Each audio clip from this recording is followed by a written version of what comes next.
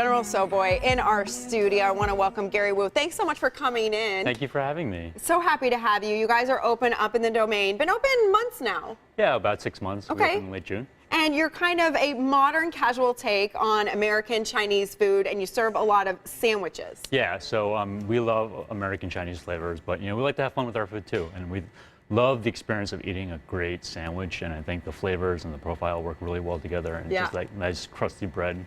It's delicious. Can't say no to a good sandwich. And just by making it more casual and fun doesn't mean you're taking away from any of the flavor or the hard work that goes into some of the items on your menu, because today you've got a pork sandwich you're making, and this pork looks unreal. I mean, it smells amazing. It looks absolutely delicious. And you worked on this overnight. Yeah, we did. We slow roasted our pork overnight just to get really tender and juicy pork.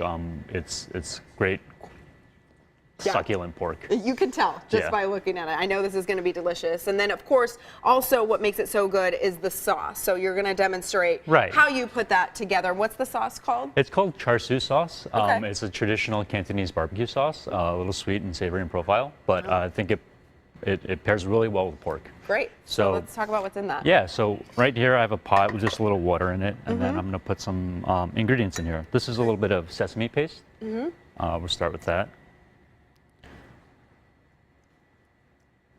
And is this, I mean, it's a sauce that you would see on many different dishes, or? Mostly it's roasted pork. Okay. So we like to put our own spin on it by using pulled pork, but you would find this in most Chinese restaurants in like a really hanging in the wall, like kind of red pork that you see. Yeah. Cool. And we also have some soy sauce here.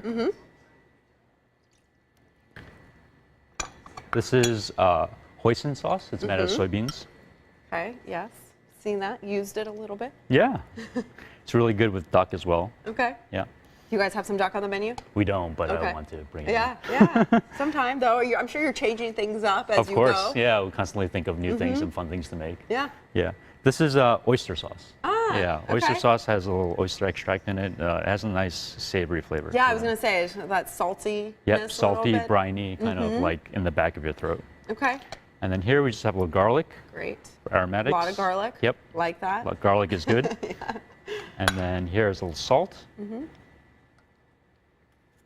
So then you just mix these together over the burner to get everything blended together. And the last thing is just sugar. Exactly. Add the sweetness. So we just cook this for a little bit, cook it down, let it kind of emulsify and tighten up. Awesome. Okay. So I have the sauce pre-made here. Great. Yeah. Yes, magic of TV. It looks like this. It's pretty thick now. It's basically like a Chinese barbecue sauce. Okay. Yep. All right, let's put together one of those sandwiches. Yeah. So we like to use a really high quality bread. We get ours locally from Easy Tiger. Oh, great. It has great crunch and stuff. So start with really great bread. I like mayonnaise, so mayonnaise is good on sandwich. So we're just gonna put mayonnaise. Is it special mayonnaise? We use a Japanese mayonnaise called Kipi mayonnaise. Oh yeah, I've it's seen a little more savory than your traditional. Yep. So just a nice layer on both sides. Okay. Makes creamy.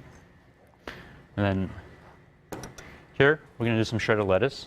We use romaine lettuce because it's nice and crisp, but thinly shredded. And then we're gonna use our pork. Okay. So our pork that we braised overnight. I love this. Really tasty.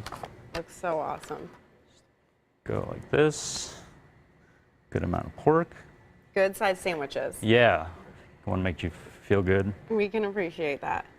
And then you're adding something sweet. Right. So pork, apples, great combination. I think, also for texture, because the pork is kind of tender. Yeah. Just has a nice crisp adding the crunch. freshness. So we just go with a nice layer of apples across the top. Okay. And before we run out of time, I really quickly also want to mention you brought in a couple pre-made dishes that you have here because coming up, of course, is Chinese New Year at the end of this month, correct? Correct.